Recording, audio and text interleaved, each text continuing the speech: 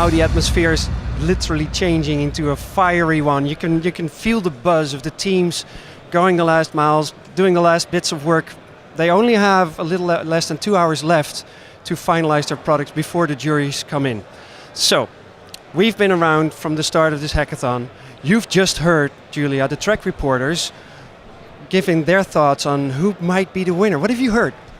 I've heard a lot of different stories, actually. I think in most tracks, there's still a lot of work to be done. A lot of people are using these last 2 hours to just finish up. But the reporters have got the vibe that the teams who are now settling into a bit of relaxation mode might be the ones who also have the chance of winning, because they only need to fine tune here and there. And most of the reporters had the sensation that if you're still getting down to the nitty gritty right now, you're not going to make it. But you know what to say, it ain't over until the fat lady sings, so the devil might be in those last details, so I hope they don't slack off now. Ronald, what have you heard over the last 2 days that gives you an impression of those are the winning concepts, perhaps?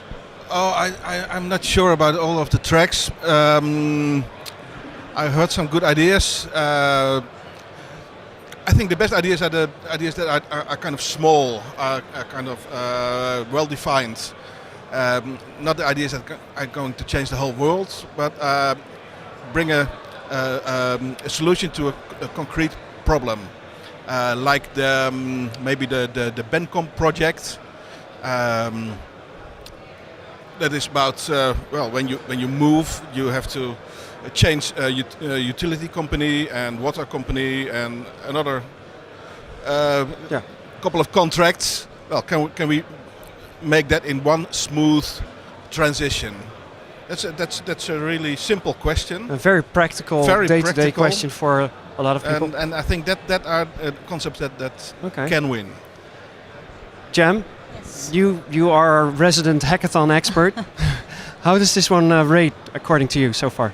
Well, for me personally, it's very impressive. I've spoken to crew, I've spoken to the contestants, and I think overall everyone is really impressed with not just the location but also the scale, and I think the passion of even down to the volunteers who help us with dinner or cleaning, to the Jedis and all the staff participating in this hackathon. So on a scale of 1 to 10, I would rate this a 10. That's amazing. And also, if you stay tuned, there's the end show. So there's almost little 2 hours to go. I think the end show will be, I've seen the program, it will be amazing. Maybe you can give a little preview about all the guests that are still coming. Yeah, well, we're not going to do those interviews just live yet because they're important people and they need to review their interviews first. But we do have a magnificent end show planned. But it's not about the fireworks. It's actually about those people coming in, being part of the judging system. So we call them super accelerators. They're from the ministries, they're from bigger companies, they're from the partners and track sponsors, and they are the ones that will make the decisions which teams will get accelerated in the coming months. So this is one of those aspects of this hackathon that makes it different than a lot of other short hackathons. It isn't over when we finalize the pitches and we get a drink. It actually continues on tomorrow. What do you know about the acceleration track, Julia? Have you heard any expectations? Well, I have to say that I think a lot of people are excited about the acceleration track, and of course everyone is here to be able to move on. But I'm not sure whether you necessarily need to win to be able to do that, because I've heard a lot of, just to be honest, I've heard a lot of people from day one talking to each other. There's teams, there's even